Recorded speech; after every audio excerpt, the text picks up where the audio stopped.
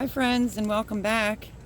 You can see I'm over at the Zinnias because I want to save zinnia seeds. Now, there's a couple ways you can go about this. If you want zinnias to reseed in your garden, you would just let it dry actually on the plant, and then the seeds just fall off, and then you'll have volunteer zinnias the following season. Or, let me see if I could show you this one. You just go right to the stem of the zinnia, cut it, and all those are your seeds for next year, dried on the plant. Put it inside your baggie, like so, and then just write on it and label it. If you want to be that particular, you could separate them by color or by the name that they are, or just clip them and just have a lovely surprise when it comes to next season on what color zinnias you will get. So I'm over here at the zinnia patch. There's a lot of zinnias going on over here. And there's quite a bit that's dead. You can see right there, right here. I want to save seeds no matter what. Because like I said, you can just let them stay on the plant and they'll just reseed themselves next year. But you never know where you may be in a year from now, or if you'll be maybe living in the same house. So it's always good to collect some and save them for the following year. Zinnias are one of those plants that I fell in love with a few years back and absolutely love them. We had a lot of drought here. We got 5 minutes of rain. Really terrible heat, and the zinnias absolutely survived. You didn't have to worry about watering them all the time like you would if you were in a garden, watering your produce. But this is, let me go to this one here. This is red. You might not be able to see it because it's so sunny here, but this is a package of red zinnias. I didn't have them. It only gave me a few in the pack, but they turned out glorious. So you can let the zinnia stay on here and let it dry itself, or if you're getting worried that fall may come faster than you think it is, you can snip these off, put it on a paper plate, and just let them dry, like air dry naturally. I'm just right now cutting off some of the ones that are already dead, and there was a moth on that, and just trying to collect seeds.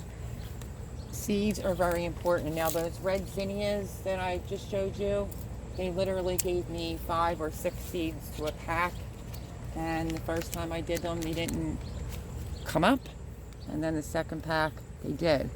So these red ones here I absolutely want to save the seeds for, because for $2.49 for 5 or 6 seeds just kind of isn't worth it to me. So I am just going around clipping off some dead zinnias and saving them for seed. And if you want to be extra careful to not mold your seeds and you're clipping them into a baggie, you want to roll it down once or twice and keep the baggie all the way open so that they get air. You go by every day, go like that, and they'll just dry inside the baggie, but be careful not to mold your seeds. So this is what this is looking like. Let me raise you up. There's some back there I have to snip off. Oh, there's just a lot, and it's mixed in with sunflowers. There's one right there that my finger's pointing on. But this whole thing is like zinnia haven. Lots to do, lots to harvest. I'm going to be coming at you with a great big harvest tomorrow. And yeah, I'm just going to start harvesting everything and, getting it all harvested, because I have a lot of cleanup I have to do. All these gorgeous sunflowers, they lasted all the way into fall. We're just like a day or two shy of fall. They're all over, and I like to clean up all the sunflower branches, the zinnias and things like that. Let me show you what a zinnia that's dry looks like. I mean, super duper dry. Let me see if I can get this up here. Oh, that's all precious seeds, my friend. So let me sit you down right here for 1 second and grab those scissors. Oh, you're leaning into the plant momentarily. Sorry about that. But I want to go down there. That was pretty low, so I just saw that. And I want to snip this right off.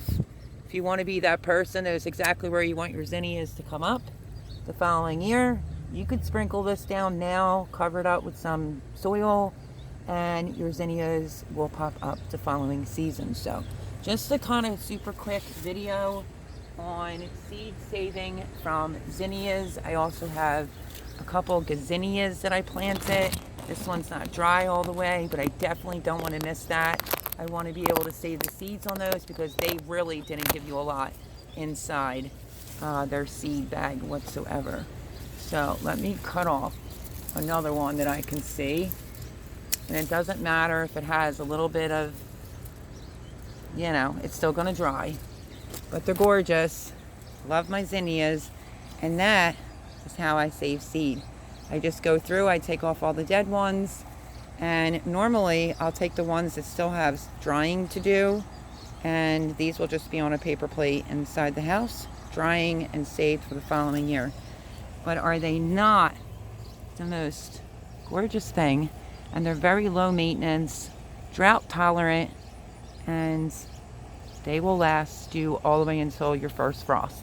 So I hope this was helpful. Someone asked me a question about my zinnias and how I seed save, and this is exactly how I do it. So I still have ones that want to bloom. That's what happens when you plant a lot of zinnias. They will just keep going and going and going. But on that note, my friends, I hope this was helpful. And save your seeds. And I'll catch you on the next video. Have a great day, everyone. Bye-bye.